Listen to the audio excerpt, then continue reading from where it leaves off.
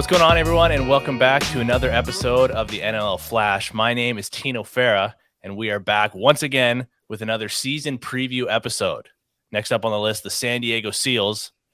And back for another episode is Miss Sarah Griffin. Sarah, how are we doing? Living the dream.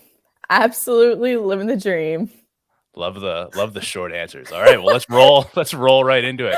We're going to start off the same way we've started off most of these. We just got to get right into it here. And I think everyone knows what your answer is going to be, but what were the biggest offseason moves for the Seals?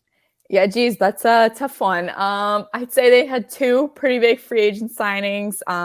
Curtis Dixon and Kevin Crowley, I'd probably say. It kind of feels silly to be like, oh, Dixon produced 82 points last season. He was the Roughnecks all-time leading scorer. Kevin Crowley had 6 consecutive seasons with 70-plus points. But, that's two big offensive stars joining the ranks with names like Dane Doby and Stotts. And I would just assume that offense isn't going to be much of an issue with those two additions. It's not like it was a huge issue to begin with. But, yeah, definitely had probably the biggest offseason free agency-wise.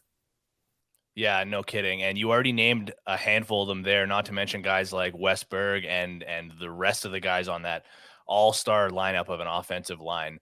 But a question that keeps coming up is, there's only one ball on the floor. So, how do you see this offense working? Schematically speaking, I feel like when you have so much star power and a lot of guys who are like goal-scoring guys first, not that any of these are like unselfish players or teammates to begin with, but it does give San Diego kind of this weird problem where maybe we do see a more role-oriented offense, like almost kind of like theirs with the Riptide. Like, okay, here's our playmaker. Here's the guy we want hanging around behind the net or at the crease. Here's who has the best vision to make that pass. And I feel like that's something that's going to just kind of work itself out, one, throughout training camp, and two, those first couple weeks, just like seeing like how it all fits with one another. Because it is a weird problem where it's almost like you have so much star power in one place. It's like, so who do we pass to first?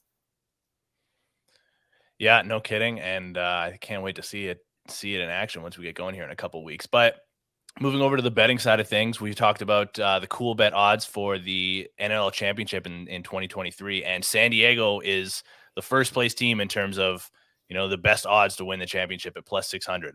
Do you like them at that? Do you think there's some good value there? Like I said in my New York video, I'm not necessarily a betting woman. However, looking at like the free agency splash San Diego made this offseason, it's kind of like, well, no, duh, they're their favorite. I just have like a couple things with them that maybe I'd be more hesitant.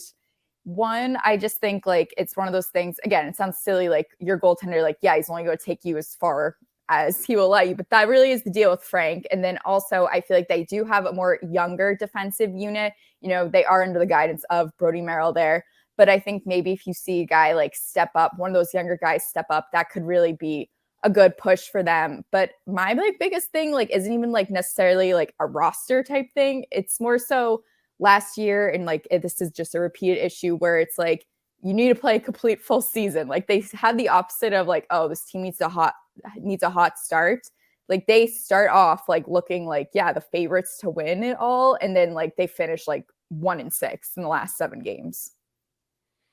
Yeah, well, the season is just a couple of weeks away, so we'll see if they can get off to another hot start and then continue that along, like you said. But Sarah, thank you for joining us again for another episode of NLL Flash. On behalf of Sarah and myself, Tino Fera,